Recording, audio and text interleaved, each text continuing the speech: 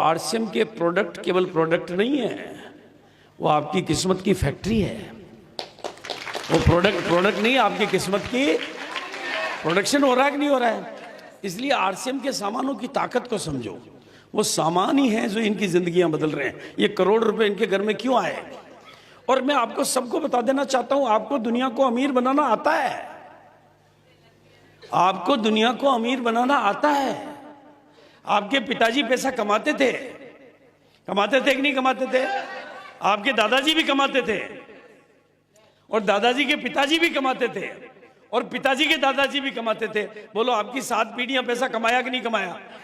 लेकिन वो बदमाश थे कि साथ में ले गए। पिताजी दादाजी साथ में ले गए कि नहीं ले गए? ऊपर ले गए साथ में? नहीं ले गए तो फिर गया कहां? नहीं गए भाई, पिताजी दादाजी साथ में तो नहीं ले गए। ले गए क्या? तो कहां गया? बाजार में। अच्छा, बाजार उससे अमीर बना कि नहीं बना? बाजार में जो साइकिलें थी वो कार में बदली कि नहीं बदली है? बोलो, बदली कि नहीं बदली? जो दुकान 1 मंजिल की थी वो 3 मंजिल की हुई कि नहीं हुई? अब मुझे ईमानदारी से बताओ, वो 1 मंजिल से 3 मंजिल उनके जमीन में से निकले हुए माल से बनी या पिताजी की जेब के निकले हुए माल से बनी? कितने लोग मानते हैं कि मेरे पिताजी की जेब से बाजार की दुकानें अमीर बन गई हैं? जिनको ये बात समझ में आ रही है वो ईमानदारी से हाथ खड़ा कर दो। जब आपके पिताजी दुनिया को अमीर बना सकते हैं तो आप भी अपने बच्चों को और अपने को अमीर बना सकते हो। उन्होंने भी खरीदारी से ही बनाया था। उन्होंने खरीदारी से ही बनाया था ना अमीर।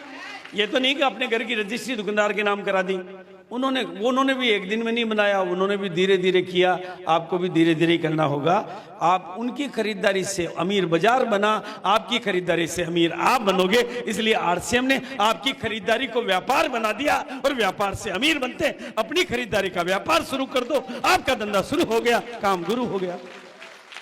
बात समझ में आ रही तो बोलो हाँ।